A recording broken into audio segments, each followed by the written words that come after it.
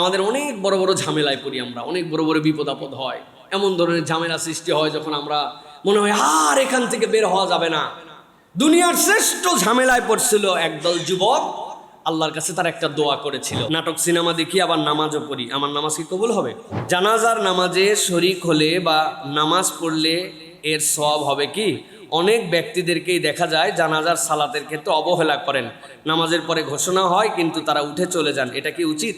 প্রিয় ভাইয়েরা, রাসূলুল্লাহ সাল্লাল্লাহু আলাইহি ওয়াসাল্লাম ইমানদারদের জন্য যতগুলা টাটকা সোয়াবের আমল বলেছেন, যেই সোয়াব অর্জনের জন্য আপনার কোনো রকম পেরেশানি নাই, আপনি জাস্ট খালি জানাজার সালাতে অংশগ্রহণ করবেন আর সোয়াব পাবেন, এরকম একটা আমল হচ্ছে জানাজার সালাত। নবী করিম সাল্লাল্লাহু আলাইহি সাল্লাম বলেছেন, মান শাহিদাল জানাজাতা হাত্তা, কেউ যদি জানাজার নামাজে শরীক হয়,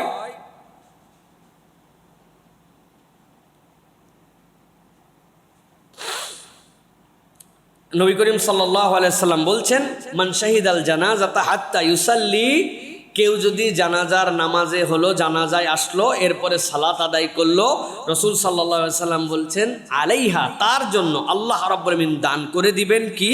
কিরাত, এক কিরাত পরিমাণ সওয়াব আল্লাহ রাব্বুল আলামিন তার আমল নামায় দান করে দিবেন। সুবহানাল্লাহ।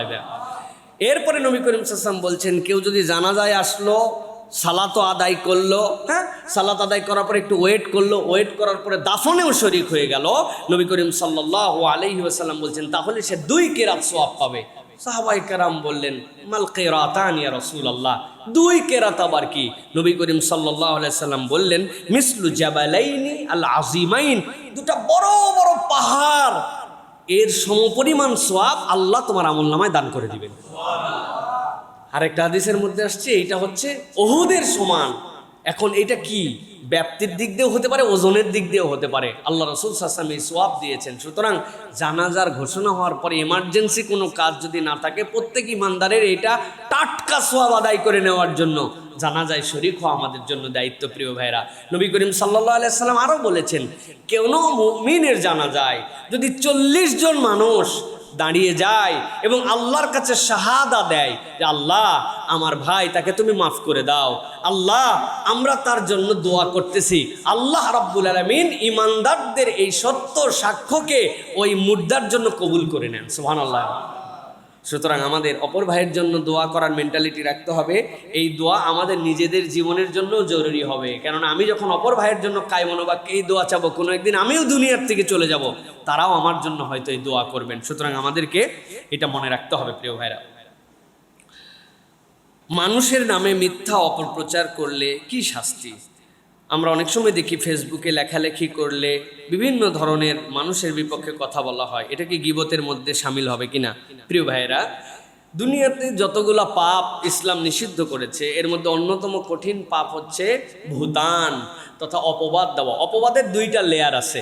একটা লেয়ার হচ্ছে অপবাদের, যদি আপনি কোনো সতী সাধী পবিত্রা নারীর ব্যাপারে আপনি ইচ্ছাকৃতভাবে তাকে তহমত দিয়ে থাকেন, তার অসৎ চরিত্রের কথা বলে থাকেন, আর প্রমাণিত হয় যে আপনি মিথ্যা বলছেন ইসলামে, তাহলে আপনার জন্য হদ হবে।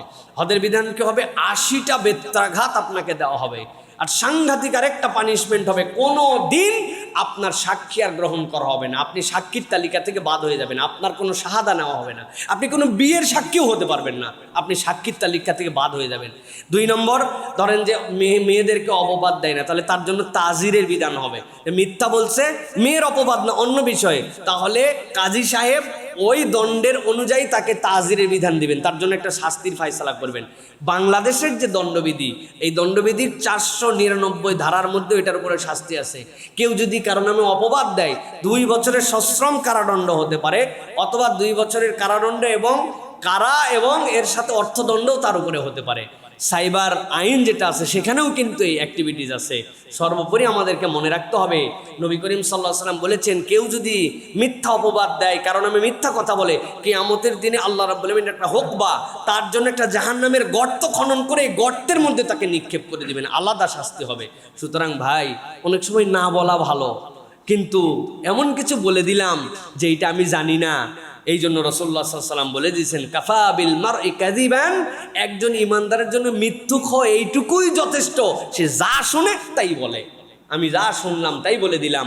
এইভাবে মানুষকে অপমানিত করা, মানুষের বিপক্ষে কথা বলা, লজ্জা লাগে। আপনার বিপক্ষে কোনো কথা গেলে আপনি একজন ইমানদার হয়ে ফেসবুকের কমেন্টের মধ্যে অপরকে গালাগালি করে এবং ঘোষণা দিয়ে রাখে যে আমার এই পোস্টের বিপক্ষে যদি কোনো কথা আসে, মুখ দিয়ে যা ইচ্ছা আছে আমি তাই গালি দিয়ে ফেলবো। অথচ নবী করিম সাল্লাল্লাহু আলাইহি ওয়াসাল্লাম বলছেন সিবাবুল মুসলিমি ফুসুক ওয়া কিতালুহু কুফর। তুমি কোনো মুমিন মুসলিমকে গালি দিতে পারো না, এটা তোমার ফিস্ক। ফিস্ক মানে কি? স্পষ্ট আল্লাহদ্রোহিতা। আপনার দাড়ি চাষলে যেরকম গুনাহ হবে, নামাজ ইচ্ছা করে বাদ দিলে যেরকম গুনাহ হবে, আপনার এই গালিতে এইরকম গুনাহ হবে আপনার। অথচ আমরা মনে করতেছি আমি ইসলামিস্ট, আমি ইসলামের পক্ষে লড়ে যাচ্ছি, আমি আল্লাহ রসুলের পক্ষে ফাইট করছি। কি দিয়া? গালি দিয়া। বলদ, এটার নাম কি?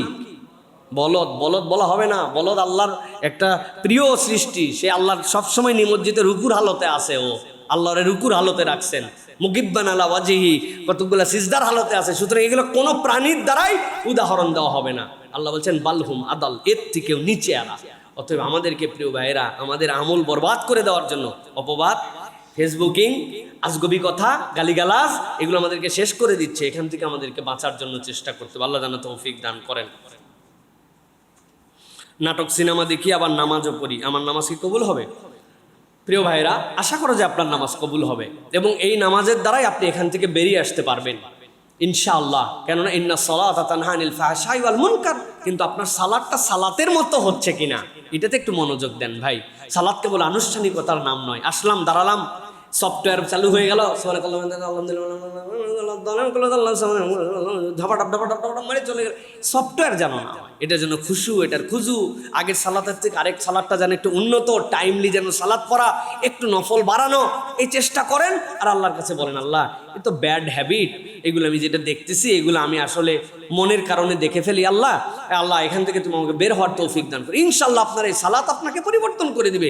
সুতরাং কেউ নাটক দেখলো আর সিনেমা দেখলো আর আপনি বলে দিলেন নাটক সিনেমা দেখে তোর পাত্র ফুটা হয়ে গেছে, এখন তুই নামাজ কোন জায়গায় রাখবি, পড়লেও কি না পড়লেও কি? আপনি এমন ওয়াজ করছেন, হ্যাঁ নামাজ বাদ দিয়ে দিচ্ছে।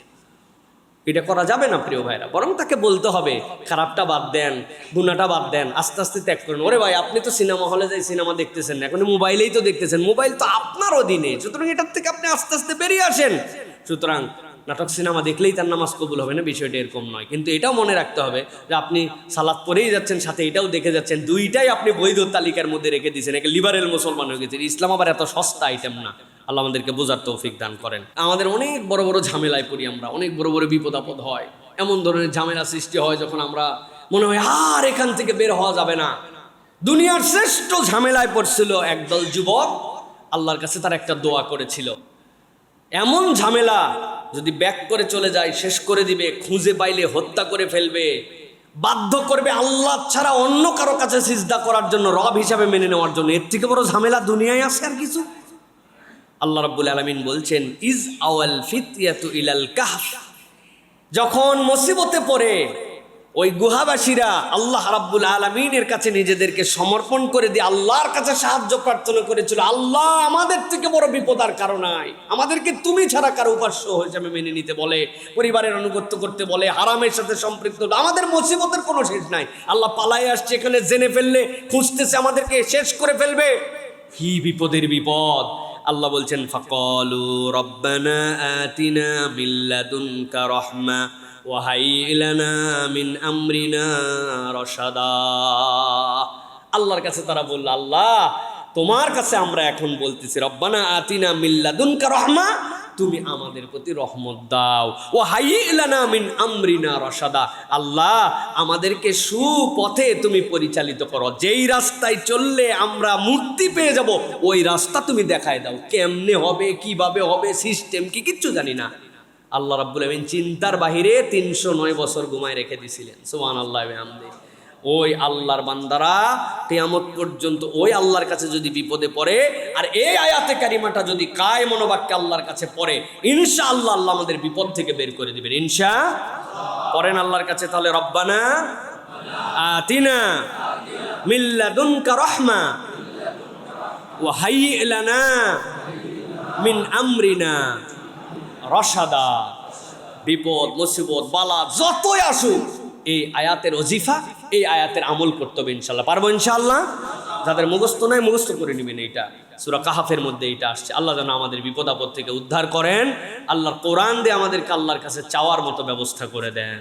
হাযা মা ইনদি ওয়াল ইলমু ইনদাল্লাহ সুবহানাকাল্লাহুম্মা বিহামদিকা আশহাদু আল্লা ইলাহা ইল্লা আনতা আস্তাগফিরুকা ওয়া আতুবু ইলাইক। আসসালামু আলাইকুম ওয়া রাহমাতুল্লাহ।